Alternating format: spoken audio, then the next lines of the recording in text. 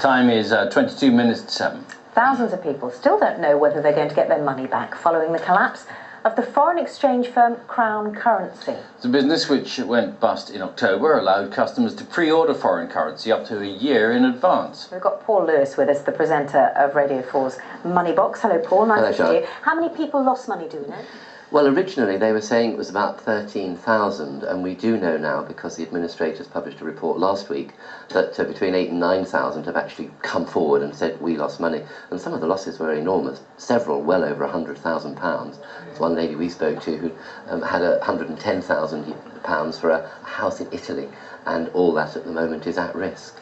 How much is she and the other likely to get back? Well, we don't really know. The administrators are saying it will be pence in the pound, but I did learn last night two things from one of the campaigners who's involved in this, Jo Strike.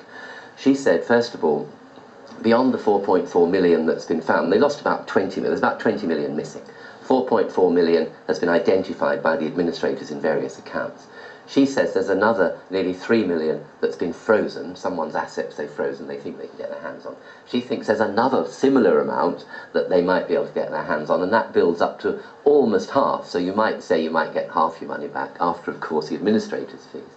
We've also learned, though, that the police are investigating this. Inspector Paul Bean from Devon and Cornwall Economic Crime Unit is investigating, and we have found out a bit more about the history of the man who's behind it, which may be relevant. Why? What do we know? I mean, I don't know. What is Crown Currency and where did it go wrong? I'm sorry, Crown Currency was a foreign exchange company. If you wanted your holiday money, you went on the internet and you booked your euros or your dollars, other currencies, but mainly those, and you could book it up to a year in advance. So if you're going on holiday next June, you could contact them and say, I want 1,000 euros next June. You'd pay them now, but you wouldn't get your currency until just before you went away. For 6 years, this has been operating perfectly soundly. Word of mouth, it's spread, it's become a very big company. Very efficient. And then suddenly, in September, Barclays Bank, their bankers said, we think you're insolvent, and they put it, well, the directors put it into administration. We don't know why. We don't know where this money's gone. We do know now, though, that Peter Benstead, who ran it, has been involved as a director with at least 5 other companies that have gone into administration. And we've also learned, really over the weekend, and I've now seen the court report, that he was convicted of a crime in 1980, an economic crime under the Theft Act, and given a 2-year suspended sentence. Now, this was a very long time ago. And we should say no charges have been brought up. Oh, not in this case, no, and I think it's perfectly fair to say this was a long time ago, nearly 30 years ago. No evidence of any wrongdoing this time. Right. The significance of that, though, is this. His company had to be registered with the Financial Services Authority.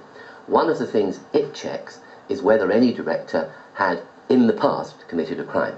Now, we don't know, we're not suggesting he didn't tell them about it, we're not suggesting whether they ignored it or not, we simply don't know. But the campaigners think it's relevant, and if the FSA did register him, knowing about that, or failed to find out about it, they believe they could then go to the Financial Services Authority for more money. But no suggestion of any crime or wrongdoing in this case. Okay, Paul, thanks very much. Thanks very much. If you've been affected by the collapse of Crown Currency, or if you've got questions about it, do get in touch with us this morning. bbcbreakfast@bbc.co.uk is the email address. Paul will be coming back at just after 8 o'clock to answer your queries, so do send them in if you can.